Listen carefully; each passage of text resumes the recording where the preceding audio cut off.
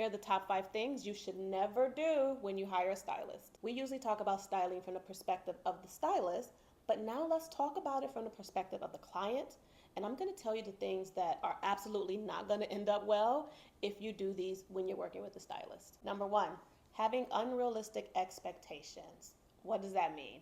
If you are a newer talent, let's just say this is your first film project, or maybe it's your first album and it's not backed by a humongous budget or production company, you cannot expect your stylist to be able to call Bottega and say, hey, can I get that runway piece for my client? It doesn't work like that. And for the most part, they're also going to have a hard time pulling from just the regular showrooms. Now, when you do hire a stylist, your stylist will have relationships, and based on those relationships, the showrooms will allow them to pull for any new clients that they get. So you have to have realistic expectations when hiring a stylist. Number 2, you have to understand that styling is a premium luxury service, and it's not cheap. And the stylist rate is separate from your wardrobe expenses. So depending on the level of career you are in, you will have to pay expenses for your wardrobe, whether it be the stylist has to purchase things, or maybe they just have to pay for shipping. That is in addition to the stylist fee. So for example, if you work with someone and they tell you their fee is $800 a day, and you do the job and then you get your invoice and it's for $1,800, and you're like, wait, I thought it was $800 a day.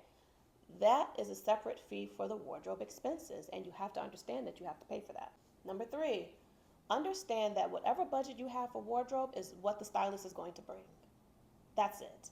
For example, if you tell them, in addition to your rate, my wardrobe budget is $1,000, and that's going to include the full look, shoes, and accessories, they're not going to Saks for your look. They're not going to get the high-end name brand stuff for that look.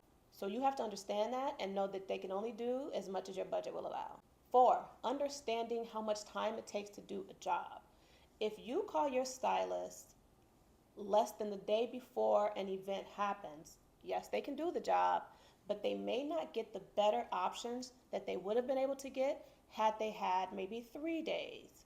So I know things come up last minute, especially when you're super busy, but you can't expect the same level of service in one day that you get for 3 days. Number 5, and this is the most important, please don't be afraid to say that you don't like something that they bring. Not only do I ask my clients if they like something, if I just see them scoot past it, I ask them why. Tell me, what is it about this piece that you don't like? Oh, I don't really like the texture. Oh, I don't really like the fit and the silhouette of that.